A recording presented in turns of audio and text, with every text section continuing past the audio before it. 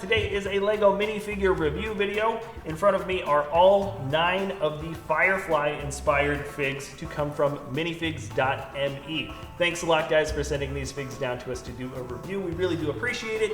And if you guys are interested in any of the custom printed figs that you see here, or a very wide variety of other ones, go check out minifigs.me in the description below, linked first thing in the video. Anyways, I'm gonna get out of this crazy echoey room because, oh my gosh, it's not soundproofed yet, but let's get into the light studio so you can see a closer look at these very, very detailed figs. These are all 9 of the Firefly inspired minifigs here. We've got the Brown Coats crew. That makes up Mal, Zoe, Kaylee, Wash, and Jane, which from checking the minifigs.me website, you can buy separately. Or if you want the complete set of 9 figs, included as well is Inara, the Shepard, River, and Simon. For the baseline of the 5 figs for the main crew of Serenity, that goes for $59.99 in pounds, assuming you want the flesh tones. You can also just get the ship guests separately, or if you wanted all of them together, it would be $89.99 in pounds, which is roughly $15, maybe slightly more per fig, which after checking several of the other websites that do custom printing is about average. The custom printing on these LEGO figures is done via inkjet, which consists of spraying several different layers of ink and drying them on with UV light. There's a little bit of a textured feel to these guys compared to what you might be used to from regular pad printed figures that we get from LEGO. But what I find pretty interesting, and I think is a good example showing off Captain Malcolm first, is that there is the ability to do 360-degree printing. That means the front and back of the legs can be totally done, including, of course, the sides. Upon first glance at the sci-fi Captain, you might not realize that Mal is born,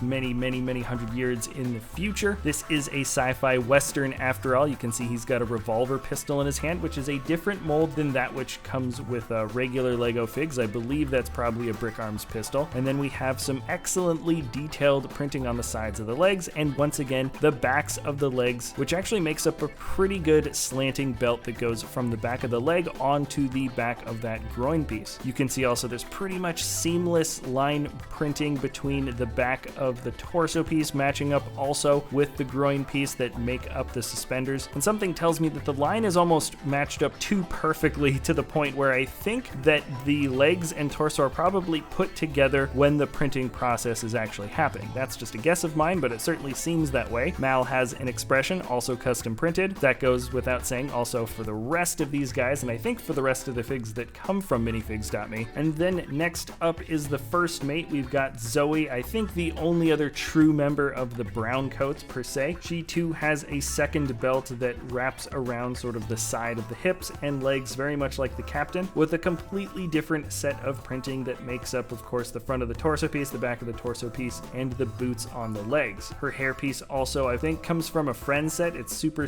good for this character, and I also think the skin or flesh tone of Zoe matches up really well. Now, it's hard to choose favorites, but I have a feeling a lot of people really favor Kaylee, the engineer. You can see the arm print detailing shows some flowers on the sides, which I thought when I was watching the show was actually just sort of pink camo, but when looking closer up, I did realize that there is a floral pattern. Best detail for sure, though, is the teddy bear on the front of her leg there, and I don't remember her wearing blue and pink boots, but that's what we have here for Kaylee. I really do like the way this figure turned out. She's of course got a couple of smudges of grease on her face and a smirk, and all in all, I'd say with the very fine zipper detailing that goes right down the center, she's a pretty good example of what you can get from extra detail from a custom print as opposed to what you get from LEGO. When it comes to the pilot Wash, he's basically just wearing an army surplus onesie with a Hawaiian shirt kind of just wrapped around it. What's really fun here is that you can see the detailing on this shirt kind of matches what might be on sort of like a fine china porcelain plate or some type of dish. It's totally done in white with a series of light blues and dark blues. On the back you can see some clouds and pagoda and people going over a little arched brick bridge, and I think throughout throughout the show, maybe these types of shirts change up a bit, but I really do appreciate the art style, particularly chosen for this one. He's got a slightly puzzled or maybe worried expression on his face, and he comes with the best accessory of all. This is one of his dinosaurs. That's a great callback from the show, and something tells me that now we've got those baby ones that came out from the Jurassic World's latest line, that they would probably be a better match now. When it comes to the last official member of the Serenity crew, we have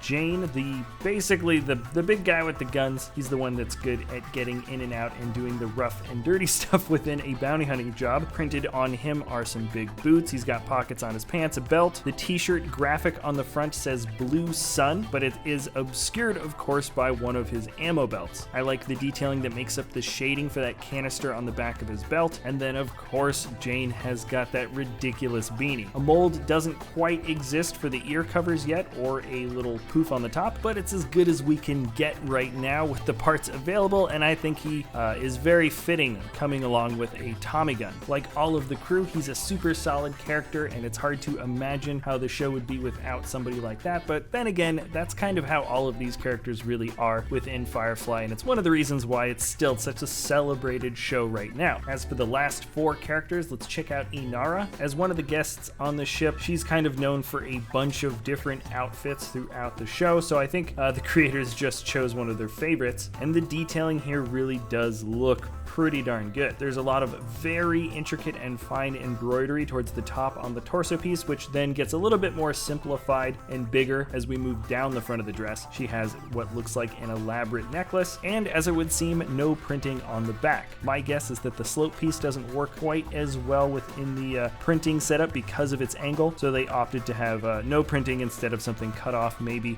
at mid-torso piece. When moving on to the Shepard Daryl now, there's a few subtle details that I really like about this guy. First, you can see that he is wearing relatively simple clothes that have been stitched in kind of a plain way. There's a little bit of gray line stitch detailing that goes along the front and back to indicate that. And then we have some very subtle detailing printed onto the black legs, which feels like it's almost not really necessary. You can see a belt printed onto the black groin piece that is also a very dark gray or black belt, and because the printing has the ability to just kind of raise off the surface of the plastic just a little bit, you can see the outline for some pockets on his black pants. Most, if not all, would argue that that isn't really a necessary detail or some detail that people would sort of miss, but I love that it's included. He comes with a 2x2 printed tile piece that reads the Bible. You can actually see the spine of the book on the print, which is kind of an interesting creative choice. And then rounding off to the last couple of figs, we've got River here. She's probably the biggest of the Catalyst characters, who adds a lot of drama and tension to the overall story arc of the crew, and she does wear several different outfits throughout the show, but this is the main outfit that I think she's wearing throughout most of the Serenity movie. So it looks basically just kind of like a simple dress or a nightgown. There's a little bit of embroidery or frill you can see that go along some of the lines, and then a lot of light and dark gray showing some of the folds as well. I like that the print showing the boots and the skirt and the legs go all the way around the sides and back of the minifig. It makes her feel super complete. And then the last fig is her brother Simon, the doctor. In case you couldn't tell, he's a doctor. He comes with a syringe. He too has the great detailing that show the belt and those little pocket outlines like the Shepard, but I think the best single print detailing on this guy is that very subtle stitch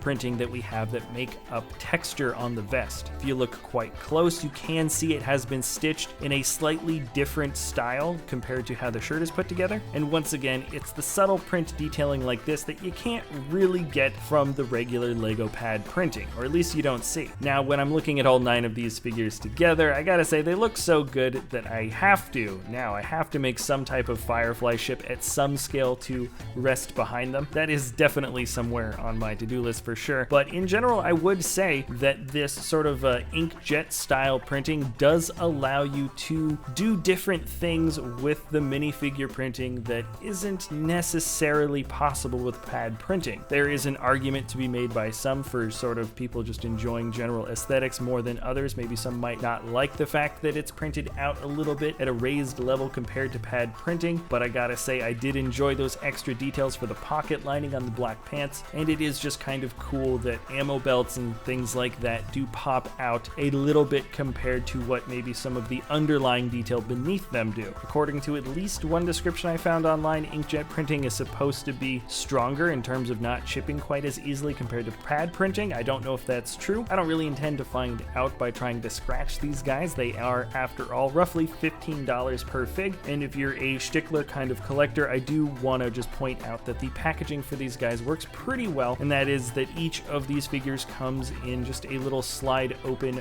paper pouch, very similar to how maybe a box of matches works, and that way you don't mess up any of the packaging they came in, and if you want to keep them in good condition, the minifigs aren't going to be bouncing or scraping against each other in sort of a bag or something like that. You can keep them separated pretty easily. Anyways, I want to say thank you again to minifigs.me for sending these guys over to us. It's been sort of a great jumping in head first thing for us to get some great custom printed figs for us to check out and review on the channel. I'm still pretty new when it comes to the custom printing world, but so far I'm really liking and kind of getting excited about the possibilities of the types of different minifigs you could make by using different printing techniques. Anyways, if you want to check them out, they are linked in the description below. If you've enjoyed this review, feel free to like or subscribe, and we will see you next time at BrickVault.